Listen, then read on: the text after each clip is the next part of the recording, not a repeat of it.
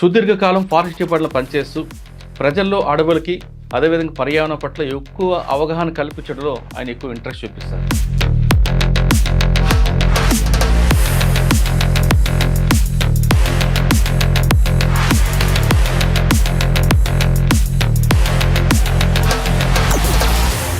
పులులు దాని సరౌండింగ్ అదే రౌండ్ చేసుకుంటారు. అవును, ఆ మార్క్స్ ఎలా పెట్టుకుంటుందండి? ఎప్పటికీ ఆ ఏరియాలో పరిఫరీలో తిరుగుతూ ఉంటుంది, అంటే పెట్రోలింగ్ చేస్తుంది. సో వీటి కారణంగా బయట నుంచి వచ్చేటువంటి టైగర్ వేరే ఏదైనా ఉంటే ఇక్కడ ఆల్రెడీ ఈ ఇండైరెక్ట్ ఎవిడెన్సెస్ అంటాం వీటిని చూస్తుంది. అది చూసి అది రాదు ఇక లోపలికి. సార్ ఫుడ్ కోసం మరి దాని బార్డర్ దాటి వస్తుందా? ఒక 10 చదరపు కిలోమీటర్ల పరిధిలోనే దానికి కావాల్సినవన్నీ ఉన్నాయనుకోండి, ఇక అది బయటికి రాదు. అక్కర్లేదు, ఏదో మేటింగ్ కోసం ఫీమేల్ కోసమో మేల్ ఉంటే మామూలుగా ఆహారం కోసం వాటర్ కోసం రాదు అది. సార్ ఇప్పుడు సడన్గా టైగర్ మనకు ఎదురైంది అనుకోండి, మనం ఏం చేయాలి? ఎస్కేప్ అవ్వాలంటే రాళ్ళతో కొట్టాలా, కర్రతో కొడతారు? ఏం చేయకూడదు, ఏం చేయకూడదు. చూసి అవి రిట్రీట్ అయిపోతుంది, వెళ్ళిపోతుంది. అడవులు కాపాడితే ఏం జనానికి ఏం బెనిఫిట్, కాపాడిపోతే జనానికి ఏం నష్టం? అడవులు అంటే చెట్లే. ఆక్సిజన్ మనకు కావాల్సినటువంటి, మనకే కాదు ఏ జీవజాతులకైనా ఆమ్లజని కావాలి కదా. ఆమ్లజన్ ఉత్పత్తి చేసేది చెట్లే. కార్బన్ డైఆక్సైడ్, ప్రతి జీవి కార్బన్ డైఆక్సైడ్ని వదులుతుంది. వదిలినప్పుడు ఆ కార్బన్ డైఆక్సైడ్ని తీసుకొని గాలిని శుభ్రం చేసే పని చెట్లే చేస్తాయి. జీవ వైవిధ్యానికి నిలవులు అనమాట. జీవ వైవిధ్యం అంతా అందులోనే ఉంటుంది. జీవ వైవిధ్యం అంటే అన్ని రకాల జంతువులు, అన్ని రకాల చెట్లు, అన్ని రకాల జాతులు ఉండడం. అడవులు వన్యప్రాణులను కాపాడడంలో ప్రభుత్వాలు పౌరుల బాధ్యత ఏమిటి? అటవీ శాఖ విధి ఏమిటి? అడవుల్ని వన్యప్రాణులు కాపాడడం, ప్రొటెక్షన్ అనేది మా మ్యాండేట్ అనమాట. అది ఉన్నదే అందుకు. చెట్లు నరికివేత, జంతువుల వేట విషయాల్లో చట్టం ఏం చెప్తుంది? చాలా స్ట్రాంగ్గా ఉంటాయి సార్. మీరు వినే ఉంటారు, చాలా పెద్ద పెద్ద పవర్ఫుల్ పీపుల్ కూడా వన్యప్రాణుల వేటలో జైలుకి వెళ్ళిన సందర్భాలు మనం ఎన్నో చూసాం.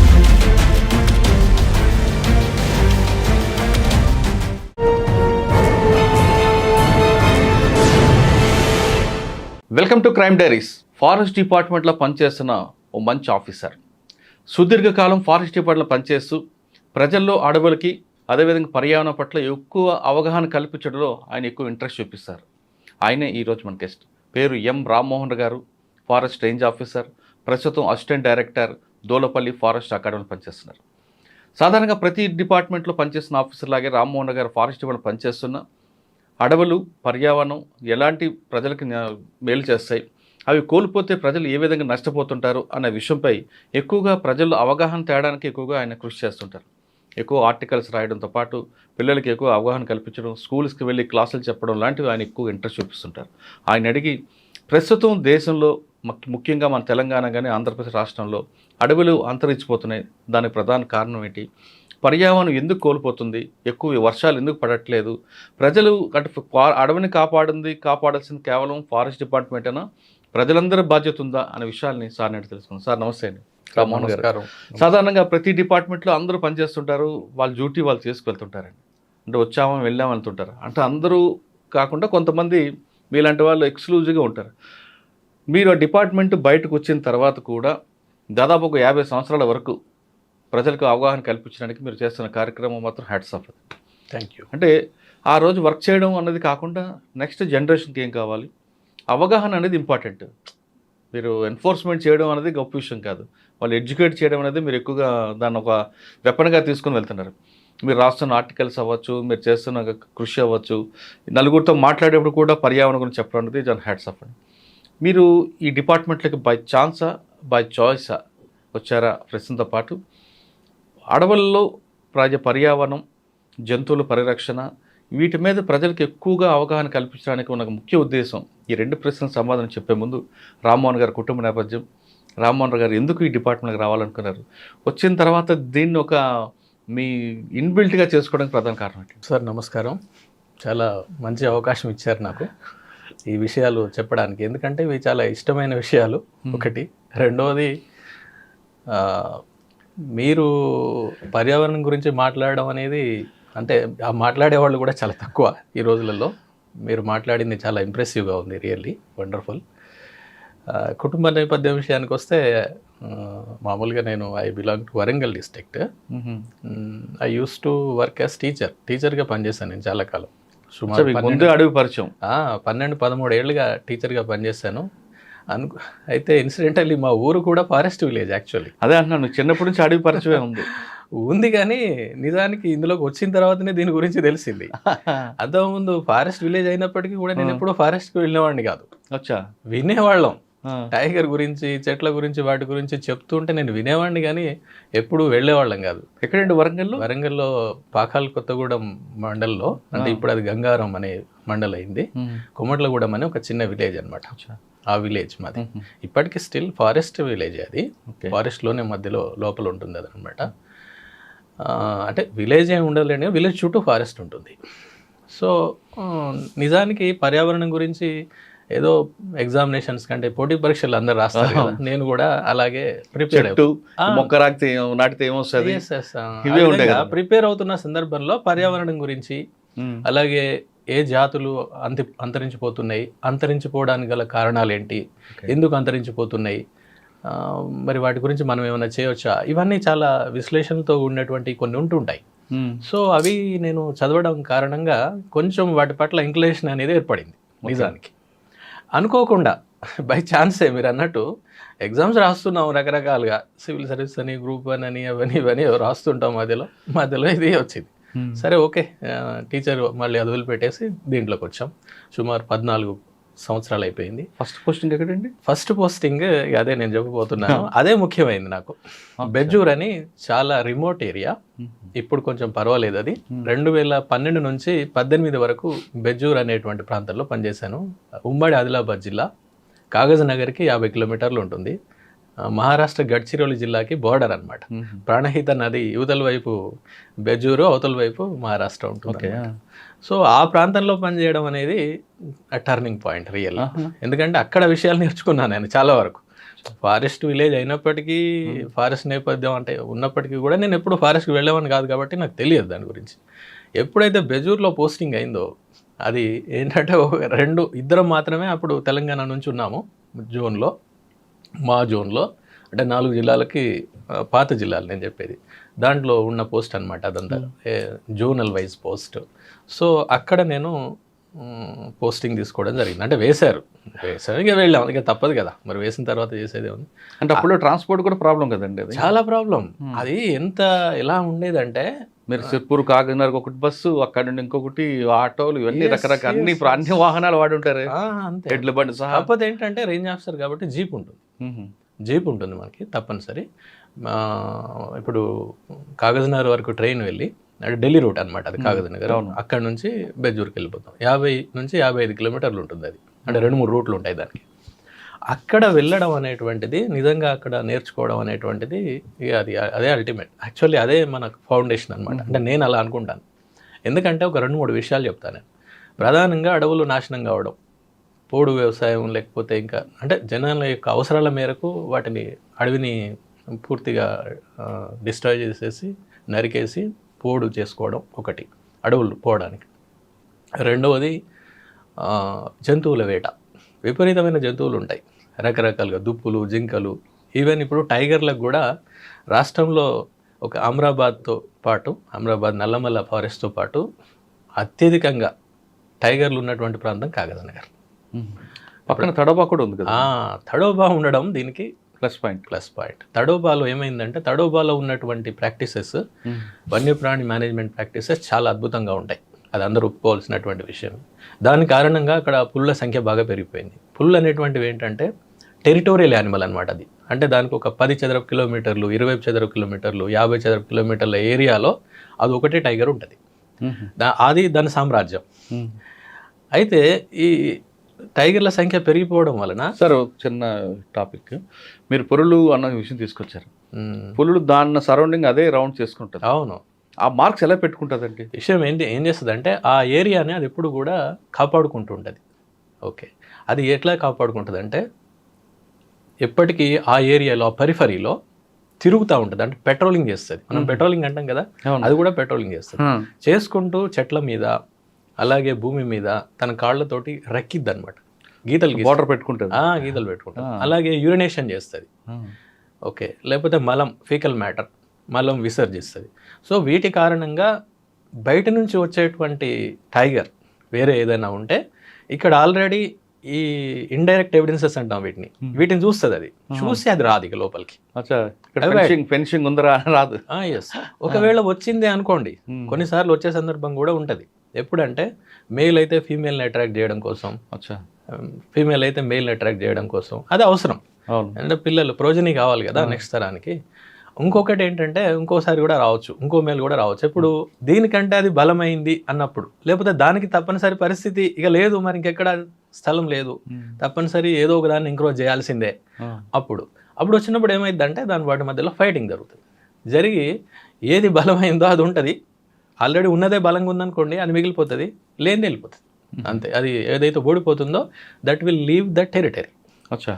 అలా జరుగుతుంది అన్నమాట. ఆ విధంగా అవి ఎవిడెన్సెస్ని వదులుతాయి. సార్ ఫుడ్ కోసం మరి దాని బార్డర్ దాటి వస్తుందా?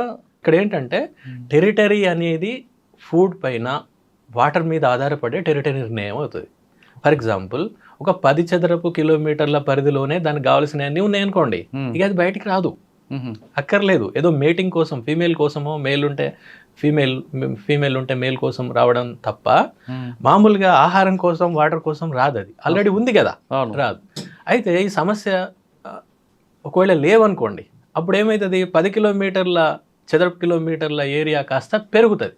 అంటే ఎక్కడి వరకు అయితే వెళ్తే దానికి దొరుకుతాయో ఆ స్థలాన్ని అది తన యొక్క టెరిటరీగా ఏర్పరచుకుంటుంది. ఒక్కొక్కసారి బయటకు వస్తుంటాయి కదా జనాల్లోకి, ఎందుకు వస్తుంది? జనాల్లోకి రావడానికి కారణాలు ఏంటంటే ముఖ్యంగా మన దగ్గర ఏంటంటే వాటి యొక్క, ఇప్పుడు టైగర్స్ కానీ ఏవైనా కానివ్వండి యానిమల్స్కి 3 విషయాలేనండి వాటికి కావాల్సింది. ఒకటి వాటి యొక్క ఆవాసం అంటే ఉండడానికి ప్లేస్, మనకి ఆవాసం మనకైనా అంతే కదా. టైగర్లన్నీ కూడా బుషెస్ మధ్య ఉంటాయి కదా? లేదు, అలాగేం లేదు, నేను చెప్తాను మీకు. దానికి ఆవాసం కావాలి. ఫస్ట్ ఆవాసం ఎలా ఉండాలి, అన్డిస్టర్బ్డ్గా ఉండాలి, డిస్టర్బెన్స్ ఉండకూడదు, మనుషుల యొక్క డిస్టర్బెన్స్ ఇలాంటివి ఉండకూడదు. ఒకటి నెంబర్ 1. నెంబర్ 2, తగిన ఆహారం కావాలి. ఆహారం అంటే ఇప్పుడు టైగర్ ఉందనుకోండి, అది వారానికి ఒకటి తింటుంది, ఒక యానిమల్ కావాలి అంతే వారానికి. వారం లోపు మళ్ళీ దాని పక్క నుంచి దుప్పి జింక పోయినా అది పట్టించుకోదు, అక్కర్లేదు, కడుపు నిండితే పట్టించుకోదు. మనుషుల్లా కాదనమాట,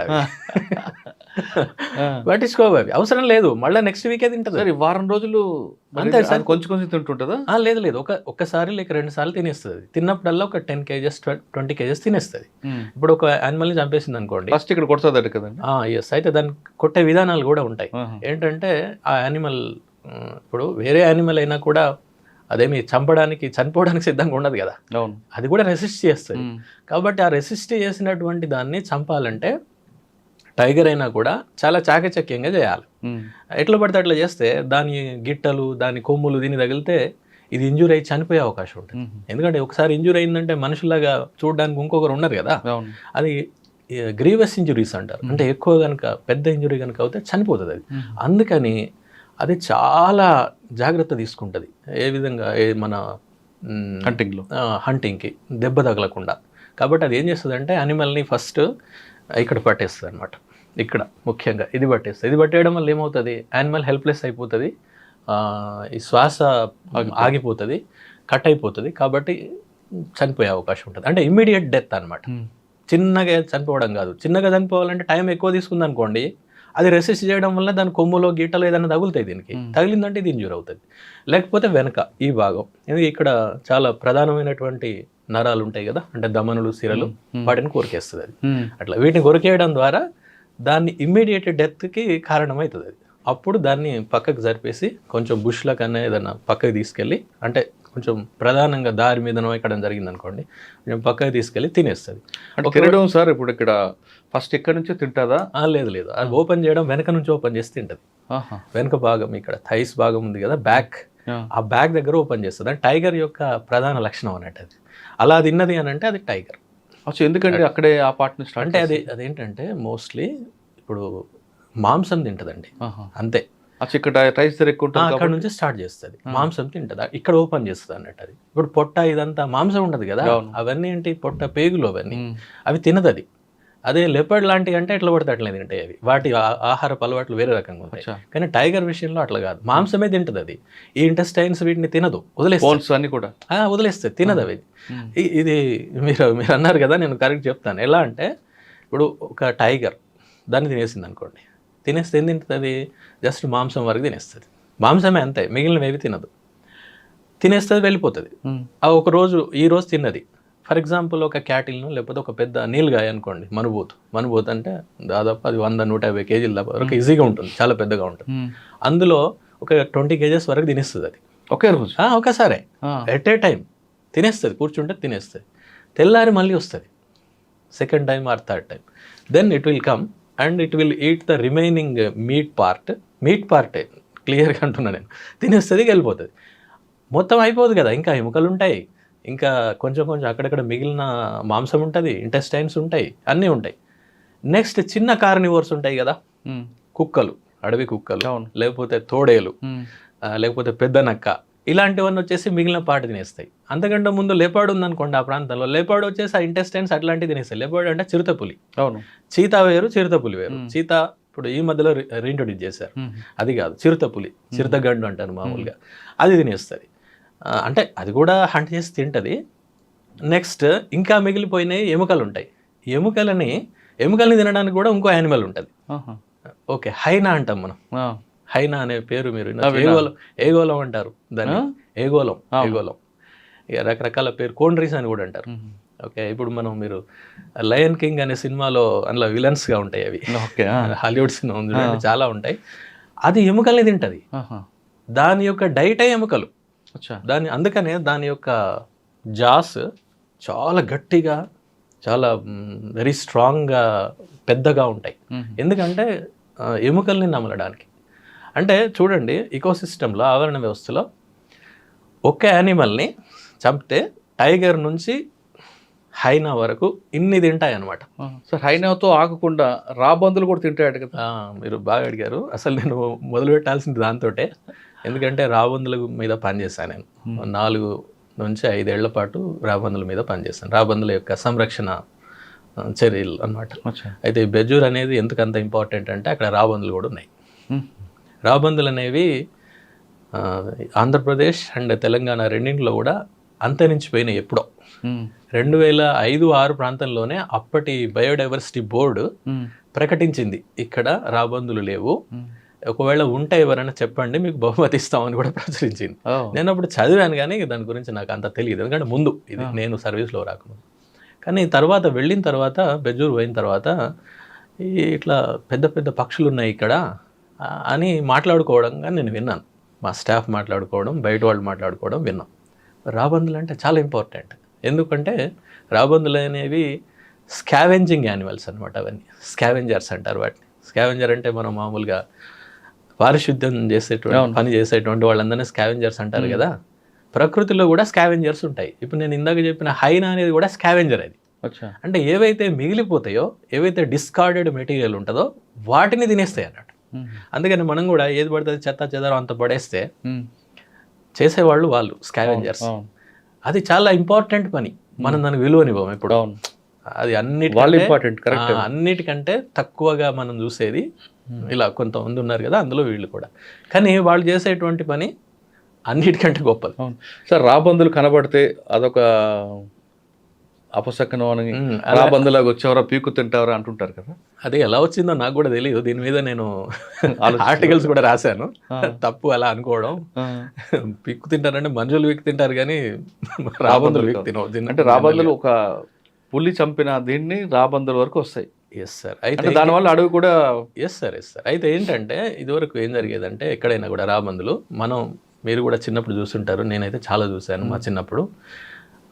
పశువులు కనుక చనిపోతే ఆ ఊరవతలు పడేసేవాళ్ళు ఎప్పుడు కూడా. ఇది చాలా కామన్ సీన్ అది మా చిన్నప్పుడు. 80లలో కూడా నేను చాలా చూసాను, 80, 90లలో.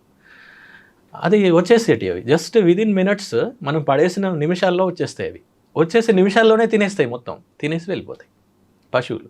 అలాగే అడవుల్లో వాటి పాత్ర ఏంటంటే, అడవుల్లో కూడా కొన్ని చనిపోతాయి కదండి ఆటోమేటిక్గా. అన్ని యానిమల్స్ టైగర్లే, లెపర్డ్సే చంపడం, కొన్ని ఎలాగో చనిపోతాయి. ఆ చనిపోయినటువంటి వాటిని తినేది ఓకే మిగిలిన యానిమల్స్తో పాటు రాబందులు కూడా. రాబందులు ఏం చేస్తాయి, చిట్ట చివరి మీట్ మార్సెల్ చిన్న పీస్ని కూడా లేకుండా తినేస్తాయి. తినేసి జస్ట్ మనకి ఎముకల కూడా ఉంటుంది అక్కడ, అంత ఇంకేం ఉండదు, అంత తినేసి వెళ్ళిపోతాయి.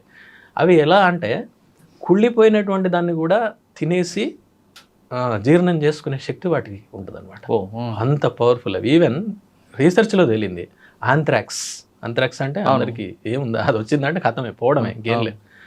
ఆంథ్రాక్స్ ఉన్నటువంటి మీట్ని కూడా తిన్న వాటికి ఏం కాదు, చేసుకుంటాం. ఎస్ అంత పవర్ఫుల్ అనమాట అవి. ఓకే, ఒకసారి మనం వెనక్కి వెళ్దాం సార్. పులి అన్నారు, ఒక వేట చేస్తుంది, కొంత తింటుంది, దానికి తిన్న వెంటనే వాటర్ కావాలంటే ఏం చేస్తుంది? వాటర్ అంటే అలా ఏం లేదు, వాటర్ వాటికి ఎక్కువ ఏం వాటర్ తాగవు అవి, తక్కువగానే. ఒకవేళ ఈరోజు వేటాడింది, కొంచెం మీట్ తింది, వెళ్ళిపోయింది, మళ్ళీ వచ్చేసరికి ఈలోగా మిగతావన్నీ జంతువులు తిన్నాయి అనుకోండి, ఏం లేదు, వదిలిపెట్టేసి వదిలేస్తుందా? మళ్ళీ అది ఒక ఎంగిల్ చేసి తింటుందా? తింటాయి, అట్లేం లేదు.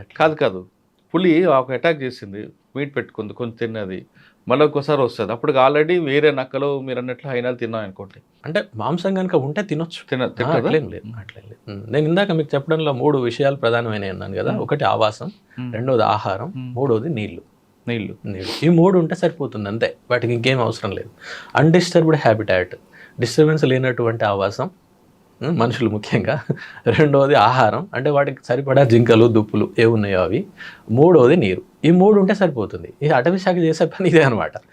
మనుషులు చూస్తే ఎందుకంటే దానికి ఇరిటేషన్ అంటే ఇప్పుడు సేమ్ మన వైపు నుంచి ఆలోచిస్తే కూడా అంతే కదా. మనం టైగర్ తోటి ఉండలేం కదా, టైగర్ని మనం ఉంచుకోగలుగుతామా? ఉండం కదా. అంటే వీ డోంట్ యాక్సెప్ట్ ఇట్. కానీ అది కూడా అంతే, అంటే దాని వైపు నుండి చూసినప్పుడు అంటే ఒక స్పీషీస్ వేరే కదండి, జాతి వేరే కదా. నన్ను చంపడానికి వచ్చారని అది బాగుంటుంది అంతే, తప్పకుండా భయమే, ఎవరికైనా భయమే. అంటే ఒక జాతి ఇంకో జాతిని చూసినప్పుడు ఆటోమేటిక్గా ఉంటుంది. మళ్ళీ అదే కాకుండా ఇవేంటంటే వన్యప్రాణులకు జనరల్గా ఉండేటువంటి టెండెన్సీ ఏంటంటే అవి షై యానిమల్స్ ఉంటుందన్నమాట సహజంగానే. అంటే సహజాతం, అది ఇన్స్టింక్ట్. అది సాధారణంగా ఏదో మనం కొన్ని ఇది ఈకో టూరిజం ప్రాంతాలు అలవాటు పడిపోయినవి ఉంటాయి.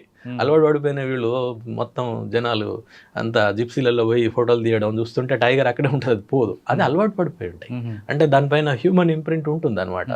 అవి తప్ప సహజంగా అడవిలో ఉండేటువంటివి మాత్రం ఎప్పుడు కూడా మనల్ని చూడడం కాదు, వాటి సెన్సెస్ చాలా స్ట్రాంగ్గా ఉంటాయి.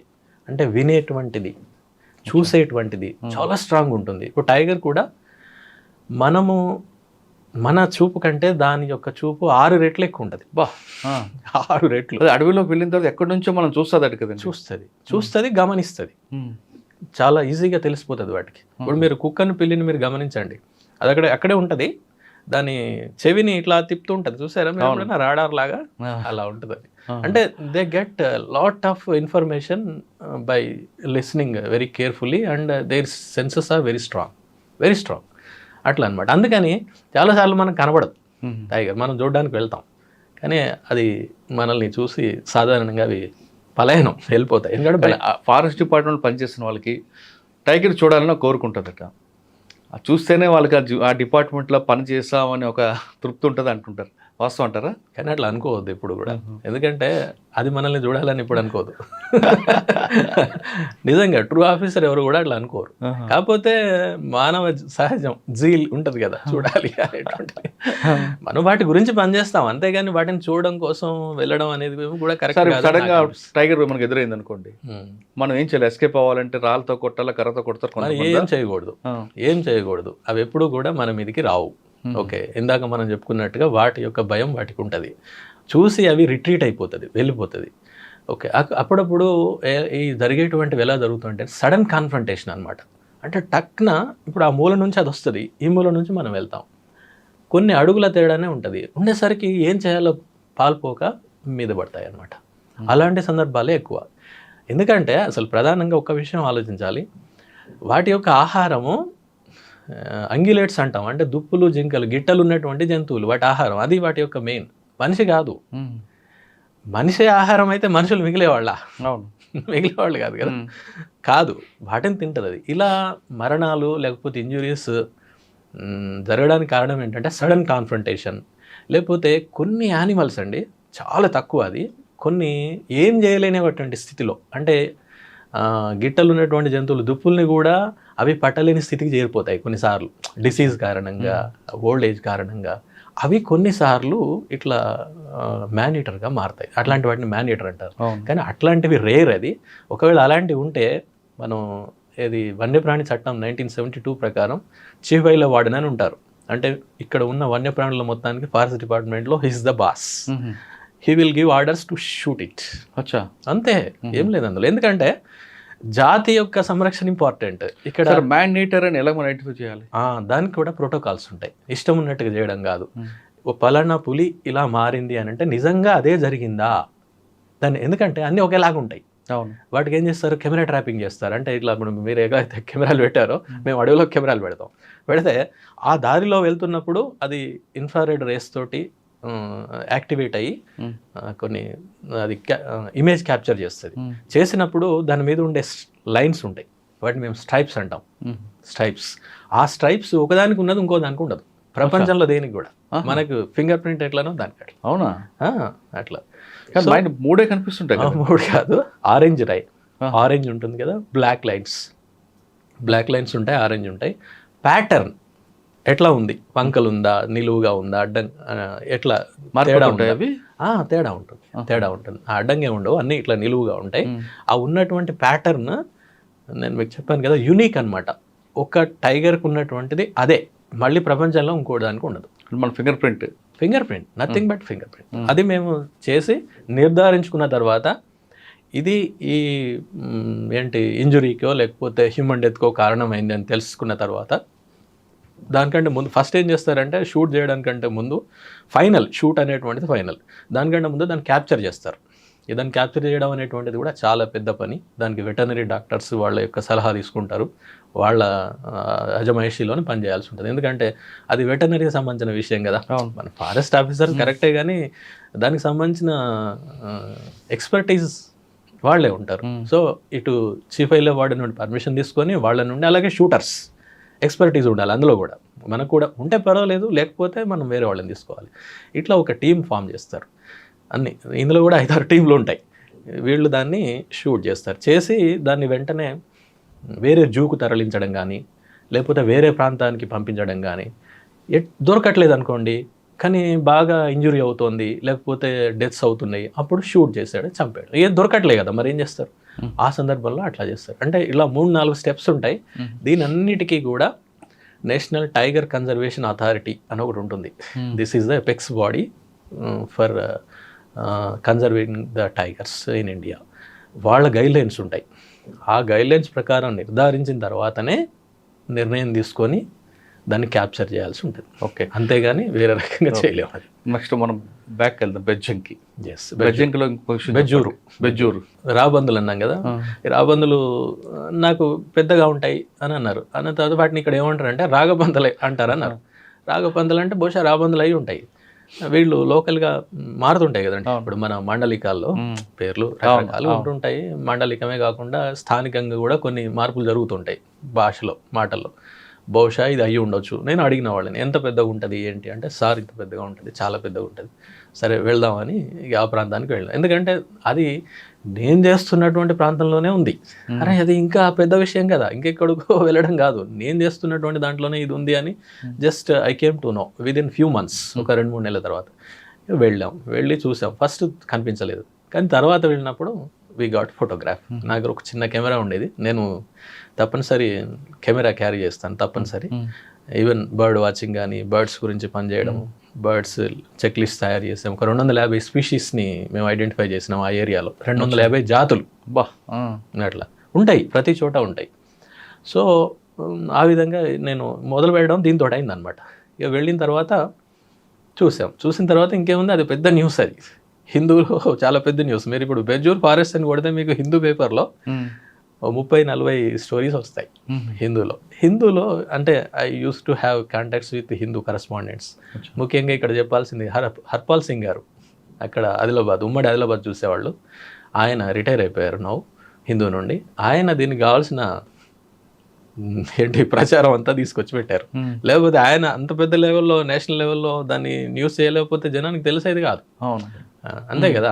మీరు ఏదైనా ఇప్పుడు మీ ద్వారా తెలుస్తుంది, జనానికి తెలుస్తుంది. తెలవడం అనేది చాలా ఇంపార్టెంట్. మీరు ఇందాక అన్నారు కదా, అవగాహన, ఇది చాలా అంటే చాలా ఇంపార్టెంట్. అక్కడనే చాలా వరకు ఆగిపోతాయి నేరాలు, అక్కడే ఆగిపోతాయి. ఏవైనా కూడా తెలిసిన తర్వాత హాని చేయరు, చాలా వరకు తెలియకనే చాలా వరకు జరుగుతుంటాయి. తెలిసి కూడా చేశారంటే ఇక అప్పుడు చట్టం తన పంచాంతం చేసుకోవాలి, అంతే.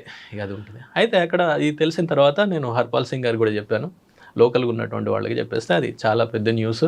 ఆ తర్వాత మా డిపార్ట్మెంట్ నుంచి కూడా మేము మంచి పై అధికారులు, సీనియర్ ఆఫీసర్స్ వాళ్ళందరి సహకారంతో సంరక్షణ కార్యక్రమాలు, వాటి యొక్క సంఖ్యను పెంచడం ఎట్లా అనే దాని మీద చేసాం. ఈవెన్ దాని గురించి స్టడీ చేసాం బాగా.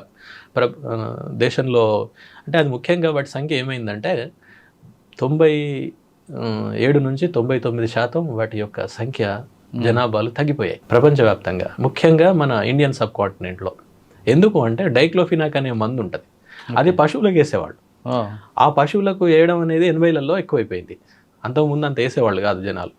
ఇది వేసినప్పుడు ఏమైందంటే, అయితే ఇప్పుడు అన్ని డైక్లోఫినాక్ ఎందుకు వేస్తాం, అదొక పెయిన్ కిల్లర్. దానికి జబ్బు చేసినప్పుడు, జ్వరం వచ్చినప్పుడు క్యాటిల్కి వేస్తారు, పశువులకు. అన్ని క్యాటిల్ రికవర్ కాదు కదా, కొన్ని చనిపోతాయి, సహజం కదా. మనుషులైనా అంతే కదా, అందరినీ హాస్పిటల్ తీసిన వాళ్ళు అందరూ పోరు కదా, బయటికి రారు కదా, కొంతమంది చనిపోతారు, న్యాచురల్ అది.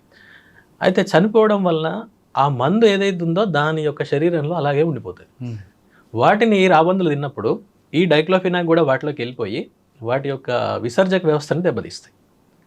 అట్లా మొత్తం రాబందులన్నీ కూడా అది తిన్న వారం రోజులనే చనిపోవడం స్టార్ట్ అయిపోయింది. కాదు సార్, అంతరాక్స్ లాంటి దాన్ని అరిగించుకుందా దీనికి లేదా? చాలా నిజం, అది వాస్తవం.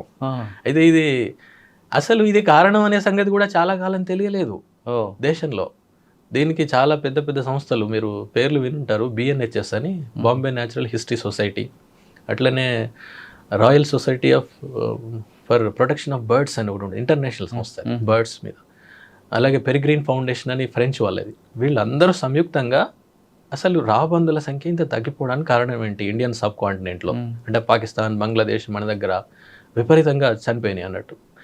మిలియన్స్లో ఉండేటువంటి కాస్త వేలకు వచ్చేసినాయి. దాని మీద బాగా రీసెర్చ్ చేసి కనుక్కున్నారు డైక్లోఫినాక్ అనేది. అయితే ఈ డైక్లోఫినాక్ని 2006లోనే గవర్నమెంట్ ఆఫ్ ఇండియా బ్యాన్ చేసింది, బ్యాన్ చేసేసింది. ఏంటది అంటే పశువులకి ఇచ్చేదాన్ని బ్యాన్ చేశారు, కానీ మనుషులకి ఇచ్చేది ఉంది. వీళ్ళు మనుషులకి ఇచ్చేదాన్ని తీసుకెళ్ళి కూడా దాన్ని యూజ్ చేయడం మొదలుపెట్టారు. అట్లా. సో డైక్లోఫినాక్ని వాడకుండా చూడడం, అంటే దానివల్ల రాబందుల సంఖ్య తగ్గిపోయింది. ఓకే, ఒకసారి బెజ్జంకి వద్దాం. బెజ్జూర్ మీరు వెళ్ళేసరికి ఆ ప్రాంతం మావోయిస్ట్ పార్టీకి బాగా ఎఫెక్టెడ్, బాగా వాళ్ళదే ఉంటారు. మీకు ఏమైనా ఎదురుపడిందా ఎప్పుడైనా? ఎప్పుడు లేదండి, నెవర్. ఎందుకంటే నా పని నేను చేస్తుంటాను, మన పని మనం చేస్తాం, వాళ్ళ పని ఉంటే ఉంటారు. ఎందుకంటే మీరు అన్నట్టు పక్కన ఉన్న గడ్చిరోలి జిల్లా ఉన్నాయి కదా, అవి బాగా ఇన్ఫెస్టెడ్. ఇటు అంతగా ఉన్నట్టుగా నాకు గుర్తులేదు. ఇప్పుడు లేదు అసలు ఎప్పుడు మనకు మా వీధుల్లో ఎక్కువగా మావోయిస్ట్ పార్టీ ఫస్ట్ అటాక్ చేసేది, వార్నింగ్ ఇచ్చేది మీ డిపార్ట్మెంటే కదా? నిజమే. కానీ ఏంటో ఎంతకాలం పనిచేస్తారంటే ఇక్కడ బెజ్జూర్లో? సుమారు 5.5 సంవత్సరాలు చేస్తారు. ఫస్ట్ పోస్టింగ్ ఫౌండేషన్ వచ్చింది. ఎస్, నిజమే. అదంతా అక్కడ నిజంగా అక్కడ పనిచేసే వాళ్ళు కూడా, ఈవెన్ వాచర్స్ ఉంటారు, స్టాఫ్ ఉంటారు, అక్కడ చేస్తున్నటువంటి వాళ్ళు మంచి నాలెడ్జబుల్ ఉంటారు. మళ్ళీ మనతోటి అంతా తిరుగుతారు. ముఖ్యంగా ఫారెస్ట్ ఆఫీసర్ చేయాల్సిన ఏంటంటే అడవిలో తిరగాలి, అడవిలో కాలినడకన తిరగాలి. తిరిగితే మీకు నాలెడ్జ్ వస్తుంది. ఇక మిగతా వాళ్ళందరూ I don't think they will have that practical experience if they don't patrol on foot. నడవకపోతే మాత్రం అంత ఉంటుందని నేను అనుకోవట్లేదు. అయితే ఇలా నేను అక్కడ కాలినడకన ఇటు చివరి నుంచి అటు చివరికి, అటు చివరి నుంచి ఇటు చివరికి అన్నీ తిరగడం. అలాగే మంచి నాలెడ్జబుల్ పీపుల్, ఈవెన్ వాచర్లైనా కానివ్వండి, మనం చాలామందిని పట్టించుకోము, ఏదో బాగా చదువుకుంటేనే వాళ్ళకి బాగా నాలెడ్జ్ ఉంటుంది అనుకుంటారు, కానీ practical knowledge important. Practical knowledge చాలా ఇంపార్టెంట్, ఎస్పెషల్లీ ఫారెస్ట్ డిపార్ట్మెంట్లో. ప్రాక్టికల్గా ఏది వర్కౌట్ అవుతుంది, అది చాలా ఇంపార్టెంట్. మీరు వాచర్ల ద్వారా, లేకపోతే కింద పనిచేసే చౌకీదార్, సారేదార్ వాళ్ళు ఉంటారు చూడండి, వాళ్ళ ద్వారా మనకు బాగా తెలుస్తుంది. అది నేను నమ్ముతాను, నా అనుభవంలో కూడా వచ్చింది. సార్ 5 సంవత్సరాల తర్వాత ఎక్కడికి వచ్చారు? మళ్ళీ ములుగు వచ్చాను సార్, వరంగల్ ములుగు మీ జిల్లా. అక్కడ సుమారు 3.5 ఏళ్ళు. ఇక్కడ కూడా నక్సలైట్లు ఉంటారు సార్, లేకుండా ఉండరు, ఉంటారు. ములుగు ఆ ఏరియాలో ఫారెస్ట్ గెస్ట్ బ్లాస్టింగ్లు చాలా జరిగాయి కదండి? జరిగాయి. అంటే అది ఇప్పుడు కాదులేండి, మీరు చెప్పేదంతా 90ల సంగతి. మా చిన్నతనంలో విపరీతంగా వినేది ఉండేది. కానీ ములుగులో ఎంతకాలం ఉంటే 2 years? 4 ఏళ్ళు ఉన్నా సార్. 4 ఏళ్ళు ములుగు మొత్తం అంతా? లేదు, ఓన్లీ ములుగు వరకే. మాకు ఎంత సార్, 1 లేక 2 మండలాల వరకు ఉంటుంది అంతే. ఫారెస్ట్ కనుక ఎక్కువ ఉందనుకోండి, ఎక్కువ ఉండదు, 1 మండలే ఉంటుంది. ఫారెస్ట్ తక్కువ ఉందనుకోండి, 3-4 మండలాలు కూడా ఉండొచ్చు. 3-4 మండలాలు. సార్ అక్కడ మీ అచీవ్మెంట్ ఏముందండి? అక్కడంటే ఇక ముఖ్యంగా ప్రొటెక్షనేనండి. చాలా వరకు అడవులను కాపాడడం అనేదే ఇంపార్టెంట్. ఇంకా ఇక్కడ ముఖ్యంగా ఆడ గొత్తికోయలు వచ్చేసి లోపల ఫారెస్ట్ అంతా వాళ్ళు వచ్చేసి ఉండడము, అది ఒక పెద్ద సమస్య అక్కడ. ఆ ప్రాంతం అడవులు కాపాడటం అన్నది మీకు బాగా నచ్చిన సబ్జెక్ట్. అడవులు కాపాడితే ఏం జనానికి ఏం బెనిఫిట్, కాపాడిపోతే జనానికి ఏం నష్టం అండి? తప్పకుండా మంచి ప్రశ్న సార్. ఇదేంటంటే అడవులు అనేటువంటివి చాలా మంది అడవి అనగానే అదొక మనకు సంబంధం లేని విషయం అన్నట్టుగా ఉంటారు, కానీ మనకు బాగా సంబంధం ఉన్న విషయం అది. ఎందుకంటే అడవులు అంటే చెట్లే, ఇంకేం లేదు. బయట ఉన్నాయి, బయట కూడా ఉంటాయి చెట్లు, కానీ అడవులు అనేటువంటి ప్రాంతాల్లోనే చెట్లు చాలా ఎక్కువ మొత్తంలో ఉంటాయి. ఇప్పుడు ఫర్ ఎగ్జాంపుల్ అడవులు అనేటువంటివి మీరు గతంలో మనం మాట్లాడుకున్నట్టు కూడా ఆక్సిజన్ మనకు కావాల్సినటువంటి, మనకే కాదు ఏ జీవజాతులకైనా ఆమ్లజని కావాలి కదా. ఆమ్లజని ఉత్పత్తి చేసేది చెట్లే. ఓకే, ఆమ్లజని ఉత్పత్తి చేసేటువంటిది చెట్లు మాత్రమే చేస్తాయి, వేరే ఎవరు చేయలేరు. ఇప్పుడు మనం చూసాం సిలిండర్ని ఎంత పెట్టుకున్నాం మనం కరోనాలో. అప్పుడన్నా మనకు తెలిసి ఉండాలి దాని గురించి. అప్పుడు కొంతమంది తెలిసి మరి కొంతమంది తెలియట్లేదు దాని విలువ. ఎస్, అదొకటి. రెండవది కార్బన్ డైఆక్సైడ్. ప్రతి జీవి కార్బన్ డైఆక్సైడ్ని వదులుతుంది. వదిలినప్పుడు ఆ కార్బన్ డైఆక్సైడ్ని తీసుకొని గాలిని శుభ్రం చేసే పని చెట్లే చేస్తాయి, వేరే ఎవరు చేయరు. అది ఎవరికి సాధ్యం కాదు అదంతా. దానికి ఇప్పుడు ఇట్లా అలాగే నేల, ఇది లోపల పైన క్రింద ఉన్నటువంటి మృత్తిక ఉంటుంది కదా, ఆ మృత్తికే మన పంటలకు అన్నిటికీ కారణం. అంటే కొన్ని సెంటీమీటర్ల నుంచి కొన్ని ఇంచుల వరకే ఉంటుంది, సెంటీమీటర్లే అనుకోండి.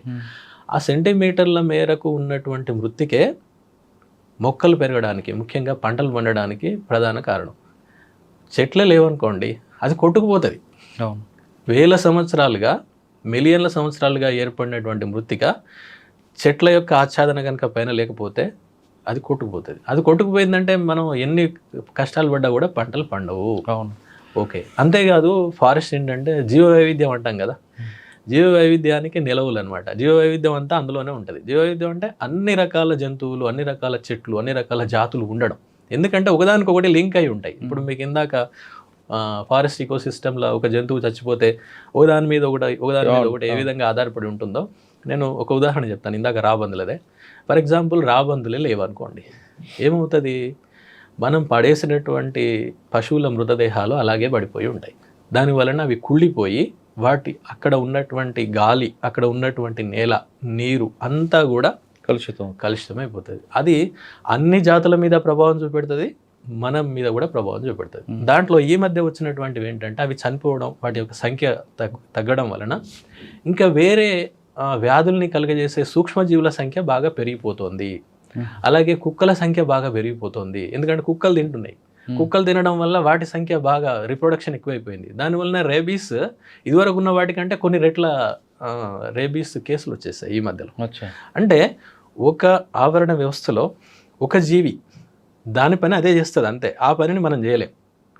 ఓకే, అంటే ఆవరణ వ్యవస్థలో ప్రతి జీవి చేసేటువంటి పని చాలా ముఖ్యమైనది. అట్లా ఒకటి పోతే ఆవరణ వ్యవస్థ మొత్తం దెబ్బతింటారు. కరెక్టే. అడవి ఎక్కడో దూరంగా ఉంది, నేను ఎక్కడో సిటీలో ఉన్నా. అవును, నాకు ఆ గాలితో నాకేం పని, అడుగుతారు. కానీ అవి ఎప్పుడూ కూడా ఒక దగ్గర ఉండదు. అది వాతావరణం అంటే ఏంటి సార్, మొత్తం ఒక దగ్గర నుంచి ఉన్నటువంటిది ఇంకో దగ్గరికి వచ్చేస్తుంది. ఇప్పుడు ఫర్ ఎగ్జాంపుల్ మీకు దానికి నేను సమాధానం చెప్తాను. అమెజాన్లో జరిగినటువంటి అడవులు ఆ మధ్యకాలంలో విపరీతంగా కార్చిచ్చులు అంటాం కదా, ఫారెస్ట్ ఫైర్స్ పోతే అమెరికా లాంటి దేశాలు కూడా వాటి పట్ల చాలా స్పందించి వాటిని వెంటనే ఆర్పేయాలి, వాటిని కాపాడాలి అని చెప్పేసి అక్కడ ఉన్నటువంటి దేశాల మీద చాలా ప్రెషర్ తీసుకొచ్చాయి. ఎందుకు? అక్కడ అది నాశనం అయితే వాళ్ళు మాత్రమే నష్టపోరు, ప్రపంచం మొత్తం నష్టపోతుంది. ఎందుకంటే వాతావరణం అనేది డైనమిక్, అది ఒక దగ్గరే ఉండదు. అక్కడ ఆక్సిజన్ తయారైతే పక్కకు వచ్చేస్తుంది, అది గాలిలో కదా, గాలిలో కలిసిపోతుంది కదా, మొత్తం తిరుగుతుంది అదంతా కూడా. అంటే ఒక దగ్గర జరిగినటువంటి మార్పు, ఎస్పెషల్లీ పర్యావరణమే అనుకోండి, పర్యావరణ పరంగా ఒక దగ్గర జరిగినటువంటి మార్పు అది గ్లోబల్ లెవెల్లో చూపెడుతుంది. ఓకే, నష్టం అయితే, లాభం అయితే కూడా అందరికి వస్తుంది. అవును, అట్లా. అందుకని ఇప్పుడు అమెజాన్లో జరిగినటువంటి దానికి అక్కడెక్కడో ఉన్న అమెరికా ప్రతిస్పందించిందంటే దాని అర్థం ఇదే అనమాట. ఓకే, ఇప్పుడు సిటీలో ఉన్నామండి, మాకు చెట్లు అవసరం లేదు, చెట్లు ఉండడం వల్ల కాకులు పక్షులు వాళ్తాయి, ఆ రెట్టంతా కింద పడుతుంది కాబట్టి చెట్లు వద్దు. కొంతమంది. అవును. కొంతమంది ఆ చెట్లు పెట్టడం వల్ల మా ఇంటి కింద మొక్కలు ఆ వెలుతురు రాక చచ్చిపోతున్నాయి కొంతమంది. అవును. ఆ వేరు లోపలికి పోతున్నాయి, మా ఫౌండేషన్ దెబ్బతింటది. దెబ్బతింటది కొంతమంది. మరి కొంతమంది ఆకులు ఎండి మా ఇంట్లో పడతాయి కాబట్టి చెట్లే వద్దు కంప్లైంట్స్ కూడా చేస్తూ ఉంటారండి. ఆకులు మా ఇంట్లో పడ్డాయి అని చెప్పేసి కంప్లైంట్లు చేస్తుంటారు. అంటే ఆ తరహా ఉన్న వాళ్ళకి ఏం చెప్తారు సార్? చెట్టు అంటే ఇంతసేపు మనం కాంక్రీట్ జంగిల్లో చెట్టు అవసరమా లేదా? ఇంతసేపు మనం చెప్పింది కనుక సరిగ్గా వింటే దాంట్లో జవాబు ఉంటుంది సార్. ఎందుకంటే ఇప్పుడు ఆక్సిజన్ అన్నాము, కార్బన్ డైఆక్సైడ్ అన్నాము, నేల కొట్టుకుపోతే ఆపుద్ది అన్నాము, వర్షపాతం కలుగజేస్తుంది అన్నాము. చెట్లు లేకపోతే వర్షపాతమే ఉండదు కదా, మీకు ఎక్కడి నుంచి వస్తుంది? వర్షం కలగాలంటే చెట్లు ఉండాలి ఇక్కడ తప్పనిసరి. ఉంటేనే అక్కడ వాతావరణం చల్లబడుతుంది, అది కురుస్తుంది, లేకపోతే ఉండదు. ఇవన్నీ ఏంటంటే ఇవన్నీ ఆవరణ వ్యవస్థ సేవలు అంటారు వీటిని, ఇకోసిస్టమ్ సర్వీసెస్. ఈ ఇకోసిస్టమ్ సర్వీసెస్ అనే దానికి విలువనివ్వం మనం, అది వచ్చిన ప్రాబ్లం. ఇప్పుడు మనం ఎప్పుడు కూడా ఒక చెట్టుని ఆర్థికంగా చూడడం అంతే. ఆర్థికంగా దాన్ని కోస్తే దాని నుంచి వచ్చేటువంటి కలుపుతోటి మీరు ఏం చేస్తారు అంతే. అట్లా చూడడం కంటే ఇప్పుడు మనం ఇందాక చెప్పుకున్నటువంటి అన్నిటికీ లెక్కలేస్తే ఎంత కావాలి చెప్పండి? అది కోట్లలో ఉంటుంది.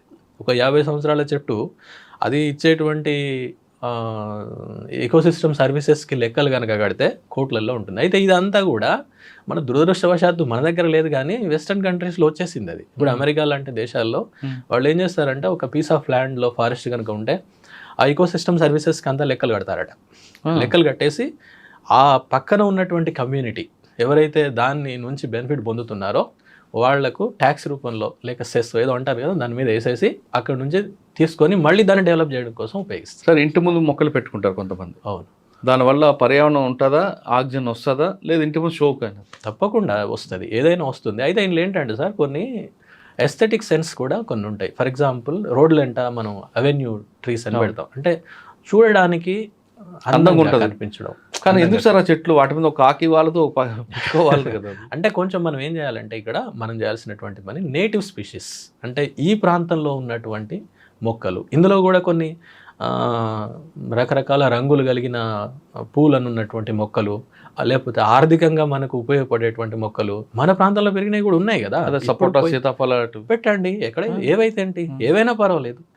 ఆ చెట్లు పెట్టడం వల్ల వేర్లు భూమిలోకి వెళ్ళిపోయి కిందనున్న పిల్లర్లను చుట్టి మొత్తం పడిపోతాయని అట్లా ఏం లేదు సార్. ఇప్పుడు పెద్ద చెట్లు ఏంటంటే ముఖ్యంగా ఫైకస్ జాతులు ఉంటాయి, మర్రి లాంటివి, అవి బాగా బలంగా ఉంటాయి. కానీ మిగిలినవి అంతగా ఉండవు, అంత పెద్దగా. మీరు ఎప్పుడైనా చెట్టు కూలిపోయినప్పుడు చూడండి దాని యొక్క వేర్లు ఎంత పెద్దగా బలంగా ఉన్నాయో, అంత పెద్దగా ఏమి ఉండవు. మనం అనుకుంటాం చెట్టు ఇంత పెద్దగా 10-20 మీటర్లు ఉంది కదా, నిజంగా దాని యొక్క వేరు కూడా 20 మీటర్లు ఉందేమో, అట్లా ఉండదు. అది జస్ట్ మీకు 2 మీటర్ల కంటే ఎక్కువ ఉండదు, దేనిదైనా ఎక్కువ ఉండదు. మరి కొంతమంది డౌట్ అండి, మొక్కలు నీళ్ళు పోస్తాం, మొక్కలకి ఒక రోజు నీళ్ళు పోయిపోతే ఎండిపోతుంటాయి, కానీ వృక్షాలకి రోజు ఎవరు నీళ్ళు పోయారు. అవును. మరి ఆ వాటర్ ఎక్కడి నుంచి వస్తుంది?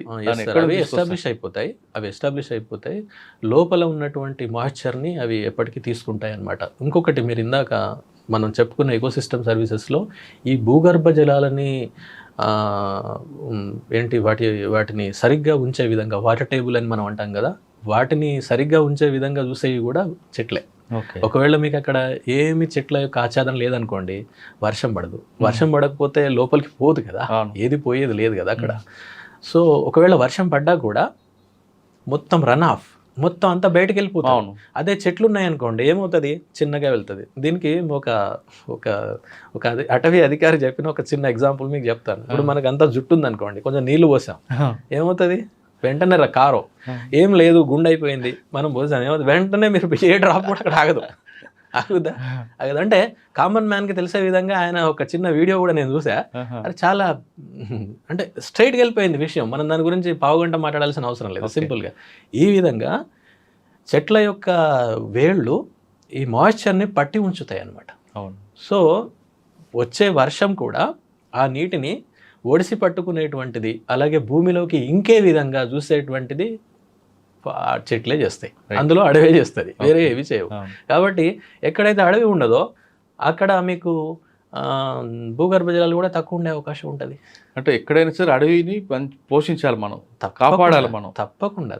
సార్, ములుగు నుంచి ఎక్కడికి వచ్చారండి? ఇక ఇప్పుడు ప్రస్తుతం ములుగు నుంచి ఇక్కడికి వచ్చేస్తాను అంతే. నేను 10 ఏళ్ల పాటు ఫారెస్ట్లో చేశాను, పూర్తిగా ఫారెస్ట్ అంటే ఫారెస్టే. ఇక తర్వాత ఒక 2 ఇయర్స్ అయింది సార్ ఇక్కడికి వచ్చి. 2 ఏళ్ల నుండి ఇక్కడ ఏంటంటే ట్రైనీస్ ఉంటారు అంతా, అంటే మా beat officers, section officers, even range officers కూడా ఉంటారు వేరే రాష్ట్రాల నుంచి వచ్చినటువంటి వాళ్ళు.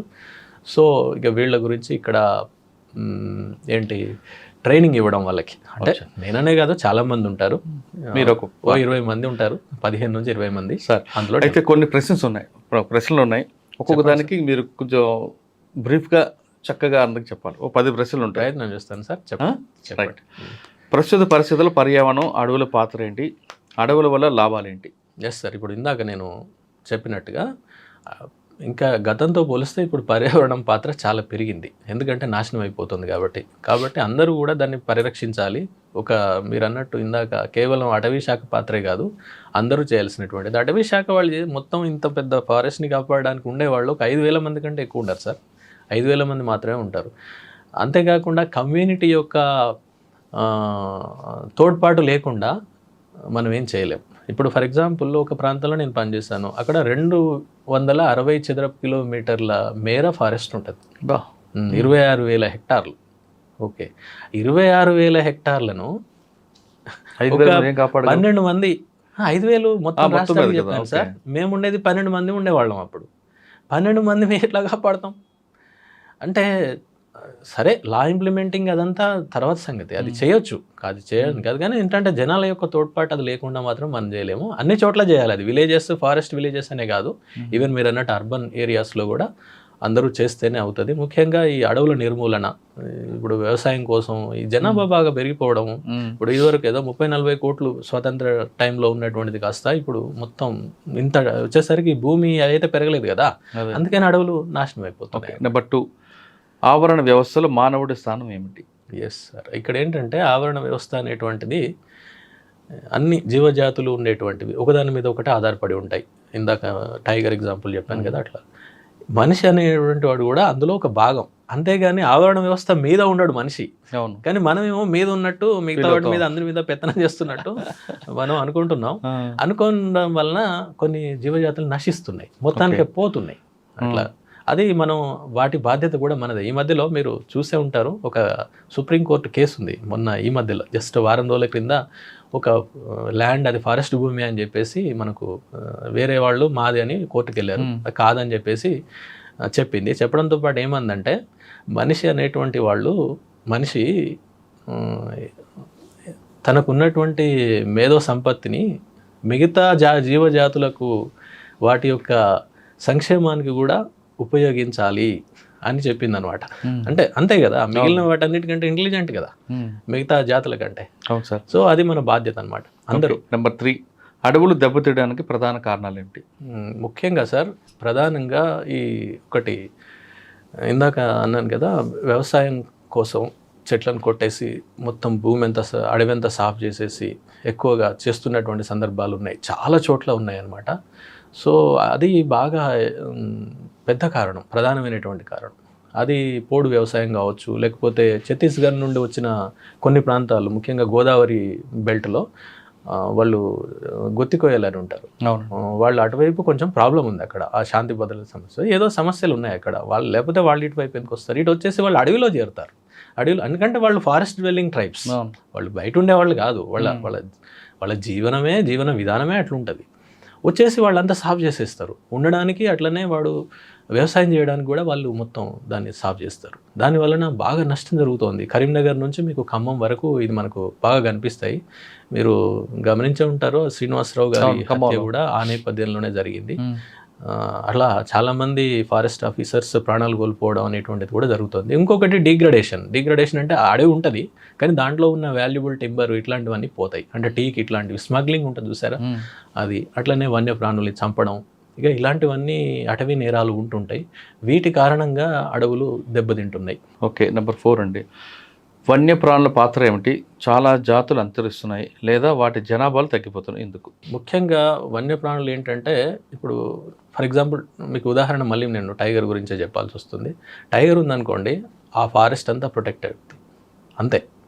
ఒక టైగర్ ఉందనుకోండి, టైగర్ చేసే పని 100 మంది కూడా చేయలేరు, అంత చేస్తుంది అనమాట. అంటే అది ఉంది అంటే ఎవరు మీరు లోపలికి ఎవరు వెళ్ళరు, అంత ప్రొటెక్ట్ చేస్తారు.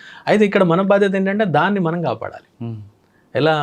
ఇప్పుడు రకరకాలుగా మీరు దాంట్లో ఉన్న నెక్స్ట్ క్వశ్చన్ అదే ఏంటంటే, చంపుతుంటారు.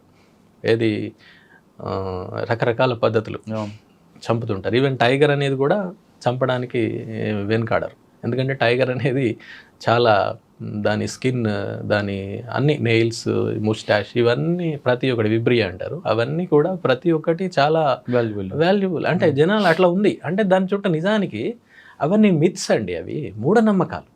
ఇప్పుడు టైగర్ గోరు మెళ్ళ వేసుకుంటే ఏదో అనుకుంటారు, ఏమి కాదు, పులి చర్మ మీద కూర్చొని జపం చేస్తే ఎవరు వస్తారంటారు కదా. ఇప్పుడు గోరు ఉంది కదా, ఈ గోరులో ఉన్నటువంటి పదార్థం ఓకే కెరాటిన్ అని ఉంటుంది. ఓకే, ఆ కెరాటిన్ అనేటువంటిది మనం కట్ చేసి దీన్ని ఏం చేస్తాం, డస్ట్బిన్లో ఇస్తాం, అంతేనా? అవును, ఇదే పదార్థంతో అది తయారైద్దండి. కానీ పులి గోరు మెళ్ళ వేసుకుంటే అదే అంటారు, పులి చర్మం మీద కూర్చొని పూజ చేస్తే దేవుడు ప్రత్యక్షం అవుతాడు అంటారు కదా. అలా ఇప్పుడు అలా అనుకుంటారు కదా, మరి దీన్ని మీరు అందుకు వేస్తున్నారు అక్కడ. మనిషి గోరు కదా, మనిషి గోరు కదా, అంతే. ఇది మూఢనమ్మకాలు, మిత్స్ అనమాట అవన్నీ. ఇప్పుడు మీరు ఇందాక చెప్పారు కదా, కరెక్ట్ చెప్పారు అది. ఎందుకంటే నేను ఒక టైగర్ స్కిన్ ని సీజ్ చేశాను. సీజ్ చేసినప్పుడు అది పాపం దాన్ని చంపింది ఎక్కడంటే మహారాష్ట్రలో. స్కిన్ ని బెజూర్ వైపు పట్టుకొస్తుంటే మేము మాటేసి దాన్ని సీజ్ చేసాం, పట్టుకున్నాం. అది సేమ్ మీరు చెప్పినటువంటిదే. వాళ్ళు మేము ఎంక్వైరీ చేస్తే తెలియదు ఏంటంటే దాన్ని తీసుకెళ్ళి కూర్చొని దాని మీద కూర్చొని పూజ చేశారు.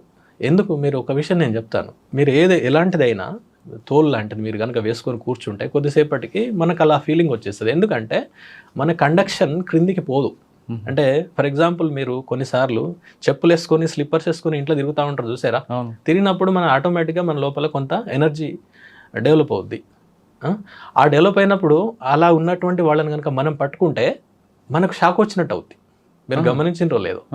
ఎందుకు అవుతుంది, ఎందుకంటే వాళ్ళు వేసుకున్నటువంటి స్లిప్పర్స్ అది ఆ విద్యుత్ నిరోధకంగా ఉంటాయి, అందుకని క్రిందికి పోదు. నడుస్తున్నటువంటిప్పుడు ఏర్పడిన ఎనర్జీ వాళ్ళ బాడీలో అలాగే ఉంటుంది, ఎందుకంటే వాళ్ళు స్లిప్పర్స్ వేసుకున్నారు కదా. మీరు ఏమీ చెప్పులు లేకుండా మీరు వాళ్ళని పట్టుకున్నారు అనుకోండి, ఆ పవర్ మీ ద్వారా కిందికి పాస్ అవుతుంది. అప్పుడు మీకు ఆ షాక్ అనిపిస్తుంది. నేను ఇట్లా అనుభవించాను. కానీ కొంతమంది బెడ్షీట్లు పట్టుకుంటారు, అటువంటి వ్యక్తులు పట్టుకున్న షాక్ వస్తుంది. అంటే ఒకటండి, మన లోపల ఎనర్జీ ఏ కదలిక వలన ఇంకా వేరే కారణం వలన ఎనర్జీ కనుక ఉత్పత్తి అవుతుంది, అది సహజం. అది ఆ ఉత్పత్తి అయినటువంటిది కనుక క్రిందికి పోయే అవకాశం లేకపోతే వాళ్ళను వేరే వ్యక్తులు కనుక పట్టుకుంటే వాళ్ళు ఆ షాక్ని అనుభవిస్తారు. అంతే, దాంట్లో ఉన్న చిన్న ఫిజిక్స్ ఇది. అంతేగాని దీన్ని ఈ మూఢనమ్మకాల కారణంగా ఏమవుతుందంటే పాపం అవి చచ్చిపోతున్నాయి. అది తర్వాత సార్, వన్యప్రాణుల వధ ఎలా జరుగుతుంది? ఇవి చాలా ఇంపార్టెంట్ సార్. ఇవన్నీ కూడా చంపడం, తినడం అనేటువంటిది అనాదిగా ఉంది, లేదని కాదు. ఆది మానవుడు ఈ అన్ని సందర్భంలో ఉన్నాయి, కానీ అప్పుడు వేరు. అప్పుడు వాటి యొక్క సంఖ్య అవన్నీ కూడా చాలా ఉన్నాయి. కానీ ఇప్పుడు ఆ పరిస్థితి లేదు. కొన్ని జాతులు పూర్తిగా అంతరించే పరిస్థితికి వచ్చేసినాయి. ఇప్పుడు అన్నీ మీరేమైనా రాబందులు కానీ, లేకపోతే టైగర్ కానీ, లేక ఇతరత్ర ఉన్నటువంటి జింకలు, దుప్పులు, ఇవన్నీ వీటిని ఇప్పుడు చంపేస్తే ఇక మొత్తానికే జాతులే పోతాయి. అంటే ఇంత ఉన్న నంబర్ కాస్త ఇంతకు వచ్చేసింది. మిగిలిన వాటిని కూడా తర్వాత బుక్స్లో ఉంటాయి, బుక్స్లో ఉంటాయి, ఏముండవు. మ్యూజియంలో బొమ్మలు చూస్తాం మనం. ఓకే, వీటిని చంపడం ఎలా చేస్తారంటే బరిసెలు పట్టుకొని వెళ్ళడం, బరిసెలతోటి రాత్రి కూడా హంట్ చేయడం, లేకపోతే బాంబులు పెడతారండి చిన్న చిన్న. అంటే ముఖ్యంగా ఈ పందులు ఇట్లాంటి వాటి విషయంలో అది చిన్న మురిగిపోయిన మాంసం కానీ, లేకపోతే మొక్కజొన్న వాటి కానీ అందులో బాంబు పెట్టేస్తే అది తెలియకుండా దాన్ని కొరుకుద్ది. అది కొరకడం వల్ల మొత్తం పేలిపోయి చచ్చిపోతాయి అవన్నీ కూడా. ఇలా కొన్ని చేస్తుంటారు. అన్నిటికంటే ఇప్పుడు బాగా నడుస్తున్నటువంటిది ఏంటంటే కరెంటు తీగలు వేయడం. కరెంటు తీగలు మనం అడవి పక్క నుంచి పోయేటివి ఉంటాయి కదా, కరెంట్ లైన్లు ఉంటాయి కదా, పవర్ లైన్స్. ఆ పవర్ లైన్ నుంచి దొంగతనంగా సన్నటి జిఐ వైర్ ఉంటుంది చూడండి, ఆ వైర్ని అక్కడి నుంచి పవర్ డ్రా చేసి కింద వేసేస్తారు. కింద ఒక 1/2 మీటర్ ఎత్తుతోటి సింపుల్గా ఇట్లా కర్రలు పెట్టి, లేకపోతే పక్కన ఇట్లా గుంజి కట్టి ఇట్లా వేస్తారు. సాయంత్రం వేస్తారు వీళ్ళు, 5-6 ప్రాంతంలో వేసేస్తారు. ఆ దారి గుండా పోయేటువంటి ఏ యానిమల్ అయినా దానికి తగిలిందంటే షాక్ గురైతే చచ్చిపోతుంది. అలా టైగర్లు కూడా చచ్చిపోయాయి, టైగర్ చనిపోయాయి, దుప్పులు, జింకలు ఎన్నో చనిపోయాయి, పందులు చనిపోయాయి, ఈవెన్ మనుషులు కూడా చనిపోయారు, పశువులు కూడా చనిపోయాయి. ఇలా చాలా జరుగుతున్నటువంటివి అనమాట. దీన్ని మనం బాగా అరికట్టాల్సి ఉంటుంది. దీనికి పోలీస్ హెల్ప్ కూడా మేము తీసుకుంటాము. అలాగే పవర్ సప్లై చేసే పవర్ డిపార్ట్మెంట్, ఎలక్ట్రిసిటీ, అది పెట్టడం కూడా క్రైమ్ కదండి. క్రైమ్, అది క్రైమ్. అట్లా అటువైపు నుంచి చూసినా క్రైమే. ఇటు మనుషులు చనిపోతున్నారు, పోలీసు వైపు నుంచి దొంగతనం కరెంట్ తీసుకోవడం నేరమే కదా. నేరమే ఇవన్నీ. కానీ ఇవి ఫారెస్ట్ విలేజెస్ లో జరుగుతుంటాయి ఇవన్నీ. ఈవెన్ అవగాహన లేక లేదా ఎవరు పట్టుకోరని భరోసా. అంతే, పట్టుకోవడం అని అంటే అదే తెలియదు. ఎందుకంటే వాళ్ళు ఈవినింగ్ వేస్తారు. మేమేం చేస్తుంటామంటే వాటిని అన్నిటిని ఎప్పటికీ ఎక్కడెక్కడైతే వేస్తుంటారో, అంటే అన్ని చోట్ల వేయరు, ఏదైతే లైన్ ఎక్కడ ఉంటుందో, యాక్సెసిబిలిటీ ఎక్కడ ఉంటుందో ఇవన్నీ చూస్తూ మేము ఎప్పటికప్పుడు వాటిని శానిటైజ్ చేస్తాం, తీసేయడం. లేకపోతే ఆ చేసినటువంటి వాళ్ళు ఎవరున్నారు వాళ్ళని మేము మళ్ళీ తీసుకెళ్ళి విచారించడము, ఈవెన్ కేసులు బుక్ చేయడము, పోలీస్ తోటి వాళ్ళకు కూడా కౌన్సిలింగ్ ఇప్పించడము, ఇలాంటివన్నీ నిరంతరం జరిగేటువంటి ప్రాసెస్ సార్ ఇదంతా కూడా. తర్వాత సార్, అడవులు వన్యప్రాణుల కాపాడడంలో ప్రభుత్వాలు పౌరుల బాధ్యత ఏమిటి, అటవీ శాఖ విధి ఏమిటి? ముఖ్యంగా మేము అటవీ శాఖ విధి ఏంటంటే అడవుల్ని వన్యప్రాణులు కాపాడడం, ప్రొటెక్షన్ అనేది ఏంటి మా మ్యాండేట్ అనమాట. అది మ్యాండేట్ ఉన్నదే అందుకు. రెండవది దాన్ని డెవలప్ చేయాలి, ఉన్నటువంటి అడవిని అంటే రకరకాల పనులు చేయడం ఇట్లాంటివి చేస్తాం. ఇదే ప్రభుత్వాలు ప్రజల విషయానికి వస్తే మీరు చూసే ఉంటారు, రాజ్యాంగంలోనే ఉంది ఆర్టికల్ 48 and 51లో, ఆదేశిక సూత్రాల్లో ఉంటుంది. అది ఆదేశ సూత్రాల్లో ఉంటుంది. ప్రాథమిక విధి కూడా వీటిని కాపాడడం అనేది సిటిజన్స్, పౌరుల విధి అంటే కేవలం వాళ్ళెవరో చేస్తారని కాదు, క్లియర్గా మీకు అడవులు వన్యప్రాణులను కాపాడాలి అని రాసి ఉంటుంది దాంట్లో. అలాగే డైరెక్టివ్ ప్రిన్సిపల్స్లో కూడా ఆదేశిక సూత్రాలు ఉంటాయి కదా, తప్పనిసరి ప్రభుత్వాలు దీన్ని కాపాడడానికి అన్ని రకాల చర్యలు తీసుకోవాలి అనేటువంటిది కూడా ఉంటుందన్నమాట. సో వీటిని ప్రాధాన్యత రంగంగా దీన్ని గుర్తించాలి. అంటే ఏమైనా ఇప్పుడు మనం కేవలం ప్రభుత్వాల బాధ్యత కాదు, ప్రతి మనిషి తనని ఏ విధంగా కాపాడుకుంటున్నాడో ఆ విధంగా అడవిని కాపాడే బాధ్యత ఉంది. లేకపోతే మీకు రాను పీల్చడానికి కూడా దొరకదు, గాలి కూడా కొనుక్కోవాలి, నీరు కొనుక్కున్నట్లు దొరకదు. అలాంటి పరిస్థితులు వస్తాయి. ఓకే సార్, చెట్లు నరికివేత, జంతువుల వేట విషయాల్లో చట్టం ఏం చెప్తుంది? ఎస్ సార్, ఇప్పుడు జంతువుల వధ విషయంలో చాలా స్ట్రాంగ్గా ఉంటాయి సార్. మీరు వినే ఉంటారు, చాలా పెద్ద పెద్ద పవర్ఫుల్ పీపుల్ కూడా వన్యప్రాణుల వేటలో జైలుకి వెళ్ళిన సందర్భాలు మనం ఎన్నో చూసాం కదా, చాలా పెద్ద పెద్ద ప్రముఖులు. ఇక అలాంటి అంత పెద్ద ప్రముఖమైన వ్యక్తులే 20 ఏళ్ళుగా కోట్ల చుట్టూ తిరుగుతున్నప్పుడు ఒకసారి ఆలోచించాలి, సామాన్య జనాలు ఎంత ఇబ్బంది పడతారు. చెట్టు ఉందండి ఇంటి ముందు, అది తీసేయండి అంటాడు ఒక ఆయన వచ్చి. దాని చెట్టు నరకాలంటే ఒక సిస్టమ్ ఉంది. ఆ ప్రొసీజర్ ఏం చెప్పి అయితే ఏంటంటే సార్, ఫారెస్ట్ లో కనుక నరికితే అది అటవీ చట్టం వస్తుంది, అటవీ చట్టం. అదే ఫారెస్ట్ కాకుండా బయట ఉందనుకోండి, ఫారెస్ట్ భూమి కాకుండా అది పట్టణం కావచ్చు, ఇంకా వేరే ప్రాంతాలు ఏవైనా అవుతే దానికి ఏంటంటే వాల్టా అని ఒక చట్టం ఉంటుంది. ఆ వాల్టా చట్టం ప్రకారం మీరు తప్పనిసరి అనుమతి తీసుకోవాలి. అనుమతి తీసుకున్నట్టయితే మీ పైన జరిమానా విధించబడుతుంది. అదే అడవిలో అనుకోండి, అడవిలో కనుక ఫారెస్ట్ కనుక నరికేస్తే సంవత్సరం నుండి 3 సంవత్సరాల వరకు వాళ్ళకి జైలు శిక్ష కూడా విధించవచ్చు. ఇది జరిమానాతో పాటు. సార్, ఇప్పుడు వాల్టా చట్టాన్ని వాల్టా డిపార్ట్మెంట్ని అప్రూవ్ చేయాలంటే ఏం చేయాలి? అంటే సంబంధించిన రెవెన్యూ అధికారులు ఇక ఫారెస్ట్ పీపుల్ వాళ్ళ నుండి అనుమతి తీసుకోవాలి సార్, తీసుకొని చేయొచ్చు. అంటే అది ఏ విధంగా మీకు బాగా ఇబ్బంది పడుతుంది, ఓకే, దానికి ఏం చేస్తారంటే మీకు అనుమతి ఇస్తారు. అనుమతి ఇవ్వడంతో పాటు వాళ్ళు చేసేటువంటి కొన్ని కండిషన్స్ ఉంటాయి, మళ్ళీ మీరు కొన్ని మొక్కలు పెట్టాలి. అట్లా ఆ కండిషనల్గా వాళ్ళు అనుమతిస్తారు, అప్పుడు మనం చేసుకోవచ్చు. అది కూడా అన్ని జాతులు కాదు, కొన్ని జాతులకి ఇస్తారు, కొన్ని ఎగ్జామ్టెడ్ ఉంటాయి, దానికి మనం ఎగ్జామ్టెడ్ మనం చేసుకోవచ్చు. సార్, మానవ వన్యప్రాణ సంఘర్షణ ఎందుకు ఏర్పడుతుంది? అదే సార్, ముఖ్యంగా ఏంటంటే అడవులు నాశనం కావడం, అడవులు ఉన్నటువంటివి కాస్త వాటి క్వాలిటీ దెబ్బతినడం వల్ల ఇవి బయటకు వచ్చేస్తున్నాయి. వాటి ఆహారం కొన్ని చోట్ల మీకు చెప్తాను. ఇప్పుడు ఇండోనేషియా లాంటి దేశాల్లో అడవి పుల్ల సంఖ్య బాగా తగ్గిపోయింది. ఎందుకు తగ్గిపోయింది అని రీసెర్చ్ చేసి తెలిస్తే ఏమైంది తెలుసా? టైగర్స్ వేటినైతే తింటాయో వాటిని వేటాడి వీళ్ళు తినేశారు. అంటే వీళ్ళు తిని సరిపోక అంటే దాన్ని ఏమంటారు, ప్రే బేస్ తగ్గిపోవడం వలన టైగర్స్ బయటకు వచ్చేస్తాయి. ఎస్, అంటే ఇలా కారణాలు రకరకాలుగా ఉంటాయి. అంటే ఆవాసం దెబ్బతినడం కావచ్చు, ముఖ్యంగా ప్రధానంగా ఆవాసం దెబ్బతినడమే. ఇప్పుడు దాని యొక్క అడవిని మనం వ్యవసాయం కోసమో ఇంకా ఇతరత్ర వాటి గురించి మనం నాశనం చేస్తున్నాం అనుకోండి, మరి అవి ఎక్కడ ఉంటాయి, బయటకు వచ్చేస్తాయి. అట్లా. అలాగే మనం రకరకాల అవసరాల కోసం ఫారెస్ట్ని ఉపయోగించుకోవడం సార్. ఓకే, అంటే కొన్ని కలప కోసం, కలపేతర, ఇప్పుడు ఫర్ ఎగ్జాంపుల్ తునికాకు, లేకపోతే చీపురు, లేకపోతే రకరకాల గమ్స్, వీటన్నిటి గురించి కూడా ఆ చుట్టుప్రక్కల ఉన్నటువంటి వాళ్ళు వాటి మీద ఆధారపడతారు. ఉంటాయి, వాళ్ళకు కూడా ఉంటాయి. అలాంటి సందర్భంలో కూడా గతంలో అంత పెద్దగా జరిగేటివి కాదు, కానీ ఇప్పుడు ఆవాసం దెబ్బతినడం కారణంగా ఇవి కొన్ని జరుగుతున్నాయి. సార్, పులులు, చిరుతలు, ఎలుగుబంట్లు, ఏనుగులు వంటి జంతువుల వలన సంఘర్షణ తలెత్తినప్పుడు, శాకాహార జంతువుల వలన నష్టం కలిగినప్పుడు ఏం చేయాలి? సార్ ఇదేంటంటే ఒకవేళ మనకు 2-3 రకాలుగా ఉంటాయి సార్ ఈ ప్రాబ్లమ్స్. ఒకటి ఆ యానిమల్ వలన ఇంజూరీ కావడం, మనుషులు ఇంజూరీ కావడం. రెండవది చనిపోవడం కూడా జరుగుతుంది. ఇంకొకసారి కొన్ని అవయవాలు కోల్పోవడం అలా జరుగుతుంది. లేక పంటల డ్యామేజ్ కూడా జరుగుతుంది. పందులు వచ్చేస్తాయి, విపరీతంగా నాశనం చేసేసి వెళ్ళిపోతాయి. సో ఇది జరిగినప్పుడు ఏనుగులు వస్తాయి, చెరుకు పంట నాశనం జరుగుతాయి. ఇప్పుడు మొన్న అక్కడ దాకా ఏనుగు ఒకటి ఇదే బెజూర్ ప్రాంతంలోనే పెంచుకలపేట రేంజ్ అని ఉంటుంది. 3 రేంజెస్ దాటుకుంటూ ఒకవైపు నుండి ఎంటర్ అయ్యి ఇంకో వైపు నుండి వెళ్ళిపోయింది. ఈ వెళ్ళిపోయే క్రమంలో 2 చంపేసింది. అది 2 చనిపోయారు, 2 ప్రాణాలు పోయినాయి పాపం. ఎందుకంటే అక్కడ ఏనుగు టాపిక్ వచ్చింది కాబట్టి, ఏనుగు చంపడం అనేది సాధారణంగా చేయదు. అవును, ఏ జంతువు అయినా సరే తన ప్రాణాన్ని కాపాడుకోవాలనే ఉద్దేశం ఉంటుంది తప్ప మనుషుల మీద అటాచ్ చేయడం ఉంటుంది. ఏనుగు మనకు కాషన్స్ ఇస్తుంది అటు కదండి. అవును, అన్ని టైగర్ కూడా, ఏ యానిమల్ అయినా కూడా. ఇప్పుడు మీరు అక్కడ దాకా ఎందుకు సార్, మీరు మనకు బాగా తెలిసిన ఎగ్జాంపుల్ నేను ఒకటి చెప్తాను. ఇప్పుడు మీరు కుక్కలు ఉన్నాయి అక్కడ, ఓకే, మనం వెళ్తున్నాం, మనం మరీ దగ్గరికి వెళ్ళామనుకోండి, అది వెంటనే మన మీద పడేమి కరవదు. అది ఫస్ట్ అది మనకు గుర్రమంటది, అది వార్నింగ్ ఇస్తుంది. అప్పుడు మనం ఎక్కడో మాట్లాడుతూ ఉంటాం, ఏ మొబైల్లో చూస్తూ ఉంటాం, మనం ఏమి పట్టించుకోం దాన్ని.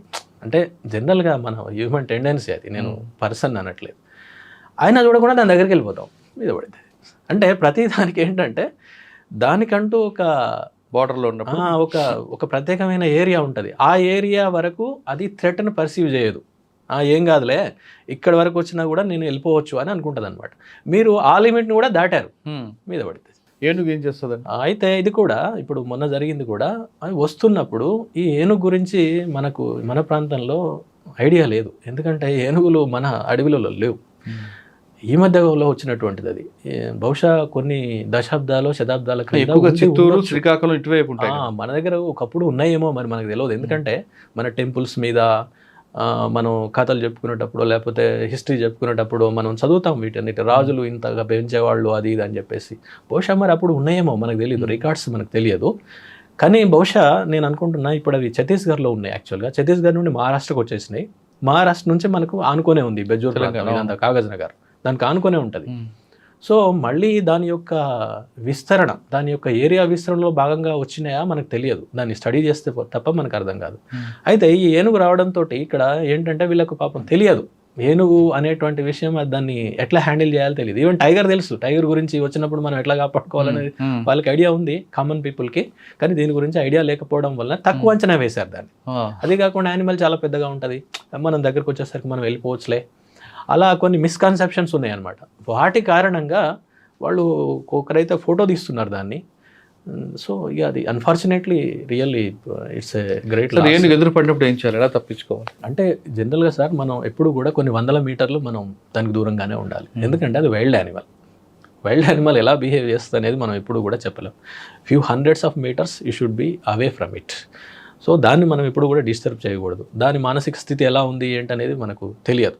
ఇప్పుడు పక్క ఉన్న మనుషుల సివిలైజ్డ్ పీపుల్ యొక్క మెంటాలిటీనే మనం ఒక్కొక్కసారి అంచనా వేయలేము. అలాంటిది it is a wild animal. Wild animal యొక్క అది ఎలా ఉందో తెలియదు. మళ్ళీ అదేంటంటే ముఖ్యంగా మొన్న వచ్చినటువంటిది మస్తులో ఉంది అంటారు. మస్త్ అనేటువంటిది ఒక టెండెన్సీ అనమాట. అది ఎప్పుడంటే కొన్ని మగ ఏనుగుల్లో ఇప్పుడు మన కౌమార దశలో ఉన్న పిల్లలు ఎట్లయితే బిహేవ్ చేస్తారో అప్పుడు అవి కొంచెం అబ్నార్మల్గా బిహేవ్ చేస్తాయి. నార్మల్ బిహేవియర్ కాకుండా అబ్నార్మల్గా ఉన్నప్పుడు అది ఎలా బిహేవ్ చేస్తాయి అనేది మనం యూ కెనాట్ ప్రెడిక్ట్. సో ఏదైనా జరగచ్చు. సో అలా కూడా ఉండొచ్చు అని కొంతమంది దానిపైన పనిచేసినటువంటి వాళ్ళు అన్నారు. అదే అయి ఉండొచ్చు, లేక అది ఏరియాని సెర్చ్ చేసుకోవడానికి కూడా కావచ్చు. అంటే నెక్స్ట్ వాటి యొక్క ఏరియా విస్తరణలో భాగంగా కూడా చూసి ఉండొచ్చు. ఇలా రకరకాల. ఇప్పుడు మీరు చెప్పారు కదా ఛత్తీస్గఢ్ నుంచి మహారాష్ట్ర మీద వచ్చింది. ఎస్, అంటే నెక్స్ట్ గుంపు వచ్చే అవకాశం ఉంది అంటారు? ఉండొచ్చు సార్. అందుకనే మా వాళ్ళు అటవీ శాఖ దీనిపైన మంచి ఏంటి ఒకవేళ వస్తే మనం ఏం చేయాలి, దీనిపైన 2-3 వర్క్షాప్స్ కూడా పెట్టారు, మీటింగ్స్ పెట్టారు. మనం ఏం చేయాలనే దాని మీద జరుగుతున్నాయి కొన్ని. ఓకే సార్, కొత్త ఎక్స్పీరియన్స్. ఫైనల్గా అడవుల సంరక్షణకు మనం ఏం చేయాలి? అందరూ చేయాల్సిన ప్రభుత్వాలు ఏం చేయాలి, ప్రజలు ఏం చేయాలి? ప్రభుత్వాలు దీన్ని ప్రాధాన్యత కలిగిన రంగంగా దీన్ని గుర్తించాలి. అంటే ఇప్పుడు మనం పోలీస్, రెవెన్యూ ఇంకా ఎట్సెట్రా వాటికి ఇచ్చినటువంటి ప్రాధాన్యత ఎప్పుడు చూసినా అవి ముందు ఉంటాయి. అవును, ఫారెస్ట్ అనగానే ఎక్కడో ఉంటుంది అది చివర.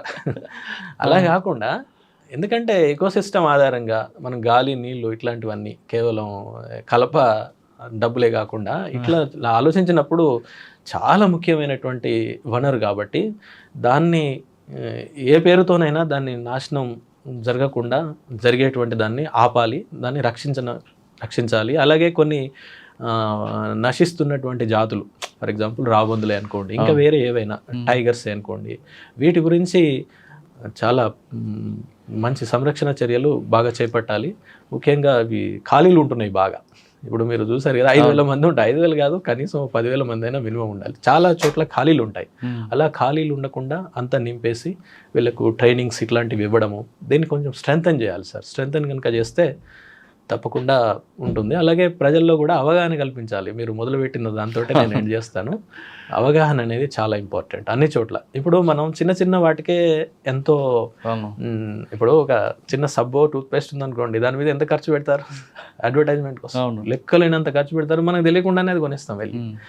ఆ చిన్నది అది ఉన్నా లేకపోయినా పెద్ద it doesn't make any difference. But ఇంత పెద్ద విషయం ఇది. దీని గురించి కూడా రకరకాల మాధ్యమాల ద్వారా అవగాహన జనాల్లో కానీ అందరిలో సార్, నాట్ ఓన్లీ ఏది కామన్ పీపుల్ అని కాదు, ఈవెన్ ఎడ్యుకేటెడ్ చదువుకున్న వాళ్ళు కూడా, ఈవెన్ ఉద్యోగస్తులు కూడా, పోతే ఏమవుతుంది దాన్ని పోవడం వల్ల, రోడ్ వేసేస్తున్నాం, మాకు వస్తుంటాయి సమస్యలు, రోడ్ వైడనింగ్ అంటారు, ఏమైందండి అది పోతే పోయింది, వేయనివ్వండి అని మా కొంతమంది అధికారులు వాళ్ళు కూడా మా పైన ప్రెషర్ తీసుకొచ్చిన సందర్భాలు బోలెడు ఉన్నాయి. అలా చాలా తెలియదు వాళ్ళకి దాని గురించి. అంటే ఎప్పుడూ కూడా హ్యూమన్ సెంట్రిక్గానే ఆలోచిస్తూ ఉంటారు. కానీ ఇక్కడ చెట్లు, జంతువులు అనేవి కూడా, చెట్లు జంతువుల గురించి మాత్రమే మనం పనిచేయడం కాదు, మనుషుల గురించే పనిచేయడం. మనుషుల గురించే చెట్లను, జంతువులను కాపాడాలి. ఓకే, మనుషుల గురించి. ఫైనల్ ఇంకో క్వశ్చన్ అండి, ఈ డిపార్ట్మెంట్లోకి రావాలనుకున్న వాళ్ళకి మీరు ఇచ్చే మెసేజ్ ఏంటి? చాలా మంచి డిపార్ట్మెంట్ సార్ యాక్చువల్గా. అంటే ఇంత పెద్ద ఏమంటారు, ఆ చెట్లు, జంతువులు అనేవి మాట్లాడవు కదా. అవును, వాటి తరఫున మనం మాట్లాడాలంటే you are definitely a voice for the voiceless, తప్పకుండా. కాకపోతే ఏంటంటే ఇక్కడ చాలా రిస్క్ కూడా ఉంటాయి, ఛాలెంజింగ్ ఉంటుంది, అంత ఈజీ ఏం కాదు మనం అనుకున్నట్టు. ఏదో మీరు ఎడ్యుకేషన్ డిపార్ట్మెంటో లేకపోతే ఇంకా ఎన్నో డిపార్ట్మెంట్స్ ఉన్నాయి. అంటే అఫ్ కోర్స్ అందులో ఉన్న సాధక బాధకాల గురించి నేను ఎక్కువ మాట్లాడలేను. కానీ ఇది ఏంటంటే ఇది ఓపెన్ రిసోర్స్ సార్. ఇది ఓపెన్ రిసోర్స్, ఎవ్రీబడి, ప్రతి ఒక్కరూ నాదే అనుకుంటారు, కానీ దానికి ఎవరు ఏం చేయరు. ఇది మా ఆడే అంటారు, మరి ఆడే కరెక్టే, మరి మీరేం చేస్తున్నారు అడవిని దాన్ని కాపాడడానికి? దాంట్లో ఉన్నటువంటి మనం తీసుకుంటాం. సరే, దగ్గర ఉన్నటువంటి సముదాయాలు, సమాజాలు వాటి మీద ఆధారపడడం తప్పేం కాదు, కానీ దాన్ని నాశనం చేయకూడదు. ఎందుకంటే అది మన గురించి మాత్రమే కాదు, మన ముందు తరాలు అనుభవించారు. 10 తరాలు 50 తరాల ముందుకెళ్ళినా అదే అడవి మీకు ఉపయోగపడింది. మీ తరం కూడా పోయిన తర్వాత మళ్ళీ 50-100 తరాలు వస్తాయి. అన్ని తరాలకు కూడా అది ఉపయోగపడాలి. అలా కాకుండా మనం ఇప్పుడే మొత్తం ఎక్స్ప్లాయిట్ చేస్తే అది నాశనం అయిపోతుంది. అంటే ఇది ఒక రకంగా మా వాళ్ళు చెప్పే మాట ఉంటుంది ఒకటి, అంటే we are working for not only for this generation, but we are working for the generations to come. వచ్చే జనరేషన్స్ కూడా మనం చేస్తున్నాము అని మా కొంతమంది సీనియర్ ఆఫీసర్స్ మమ్మల్ని ఇన్స్పైర్ చేస్తుంటారు అనమాట. అంటే కొద్దిమంది ఉంటారు, there are certain people who are really guiding us. కాకపోతే రిస్క్స్ ఉంటాయి, నేను కాదనట్లేదు. చాలామంది వదిలిపెట్టిపోదాం అది ఇదని అనుకుంటూ ఉంటారు వేరే ప్రయత్నాల వల్ల, ఎందుకంటే వాళ్ళకు కొన్ని ప్రెషర్స్ కూడా ఉంటాయి అనమాట. ఇప్పుడు నేను మీకు ఇందాక అన్నాను కదా, చదువుకున్న వాళ్ళే సహకరించట్లేదు, వేరే ఇతర ఉద్యోగస్తులే సహకరించారు. పోతే ఏమవుతుందండి, అదేం పోతే ఏమవుతుంది, వేసేద్దాం, రోడ్ వేసేద్దాం, లేకపోతే అది కట్టేద్దాం, ఇది కట్టేద్దాం. కరెక్టే సార్, దానికి ఒక ప్రొసీజర్ ఉంది కదా. ఇప్పుడు ఒకటి మీరు రోడ్డు వేయాలన్నా, వేరే ఏదైనా కట్టాలన్నా కూడా నేను ఇక్కడ మీకు ఒక మాట చెప్పాలి, ఎలాంటి డెవలప్మెంటల్ వర్క్స్కి ఫారెస్ట్ డిపార్ట్మెంట్ ఏం వ్యతిరేకం కాదు. మీరు ఒక రోడ్ వేస్తున్నారు, చిన్న రోడ్డు కాస్త 4 లేన్ల రోడ్ వేశారు, దానికి పర్మిషన్ తీసుకోవాలి. ఒకటి అటవీ సంరక్షణ చట్టం 1980, ఫారెస్ట్ కన్జర్వేషన్ యాక్ట్ 1980 అని ఒకటి ఉంటుంది. అది ఏం చెప్పిద్దంటే, మీకు ఫర్ ఎగ్జాంపుల్ మీకు ఒక 100 ఎకరాల భూమి కావాలి ఒక రోడ్డుకి, మీరు 100 ఎకరాల భూమి మళ్ళీ వేరే చోట ఇవ్వాలి. ఇచ్చి మీరు ఇచ్చేటువంటి భూమిలో ఎట్లాగో చెట్లు ఉండవు, మళ్ళీ చెట్లు పెంచే విధంగా డబ్బులు కూడా ఇవ్వాలి. ఓకే, అయిన తర్వాత మీకు ఇది హ్యాండ్ ఓవర్ చేస్తారు. కరెక్టే కదా అది. రైట్. అట్లా లేకపోతే ఏమవుతుంది, ఉన్నది కాస్త పోతుంటుంది కదా, అవునండి, చివరికి అక్కడ ఏం మిగలదు, ఇక అడవి ఏం మిగలదు. రైట్. ఇది అందరూ ప్రొసీజర్ ఫాలో కావాలి. ఇంకా దురదృష్టం ఏంటంటే కొంతమందికి ఇది ఉన్న సంగతి కూడా తెలియదు. కొంతమంది ఏమో నిర్లక్ష్యం చేస్తారు. ఏం కాదులేండి, ఏమున్నది, చిన్నదే కదండి, దానికి ఏమవుతుంది, మీరు చేసేయండి అని మాట్లాడే వాళ్ళు కూడా చాలామంది ఉంటారు. కానీ ఎప్పుడైతే ఈ అవగాహన కల్పించడం అనేది జరిగితే, ఈవెన్ కోర్టుల్లో కూడా సార్, కోర్టులోకి వెళ్ళినప్పుడు కూడా ఎలా ఉంటుందంటే, ఈవెన్ మ్యాజిస్ట్రేట్స్ అట్లాంటి వాళ్ళకి మేము సార్ ఈ చెట్లు కొట్టారు, జంతువులు కొట్టారు అంటే, వాళ్ళు ఈ మనుషులకు సంబంధించి ఎన్నో చూసుంటారు కదా, మనుషులదే పెద్ద పట్టించుకున్నప్పుడు ఈ జంతువులది ఏముందండి అన్న మాట్లాడే సందర్భాలు కూడా చాలా ఉంటాయి. కానీ మేము వాళ్ళకి కన్విన్స్ చేయాలి, అట్లా కాదు సార్, ఇలా ఉంటుంది, మీరు దీన్ని ఇట్లా చేయండి. అలాగే ఎవిడెన్సెస్, అది కూడా పెద్ద సమస్య మాకు. ఎందుకంటే ఇది అడవులలో జరుగుతాయి సార్, అవును, లోపల ఎక్కడో జరుగుతుంది. అక్కడ ఎవడు మీకు ఎవిడెన్స్ ఇస్తాడు, అడుగుతాడు. ఇవి చాలా వరకు ఇదో పెద్ద తలనొప్పి అయిపోతుంటుంది. అయినప్పటికీ మేము రిమైండ్ చేస్తుంటాము, ఛార్జ్ షీట్స్ వేస్తుంటాము, చూస్తుంటా. అంటే మా సిబ్బంది, పరిమితమైన సిబ్బంది ఉన్నప్పటికీ కూడా we try best to do our level best. Okay, చూస్తుంటాం. సమస్త మానవాళి హాయిగా ఆరోగ్యంగా ఉండాలంటే అడవులు అవసరం అంటున్నారు రామ్మోహన్ గారు. అడవిని కాపాడే బాధ్యత కేవలం అటవీ శాఖ ఒకటే కాదు, ప్రతి ఒక్కరు కూడా బాధ్యతగా తీసుకుంటే అడవి అనేది మనకే కాదు భావి తరాలకు కూడా ఎంతో ఉపయోగపడుతుంటారు. ఒకవేళ అడవి కానీ కనుమరుగైతే అది కేవలం పుస్తకాలు మాత్రమే పరిమితి అయితే కరోనా లాంటి పరిస్థితులు మరొకసారి వచ్చే అవకాశం ఉందని చాలా స్పష్టంగా తెలుస్తుంది. ఇది రామ్మోహన్ గారితో ఎక్స్క్లూజివ్. వచ్చే వారం మరొక ఇష్టం మళ్ళీ కలుద్దాం. అంతవరకు నమస్తే. Thank you sir, thank you very much. నమస్తే. మీరు ఎంత సబ్జెక్ట్ ఇచ్చారంటే వినే వాళ్ళకి మరి వాళ్ళు ఏ విధంగా తీసుకుంటారో చూడాలి. తప్పకుండా సార్, థ్యాంక్ యూ. నమస్తే.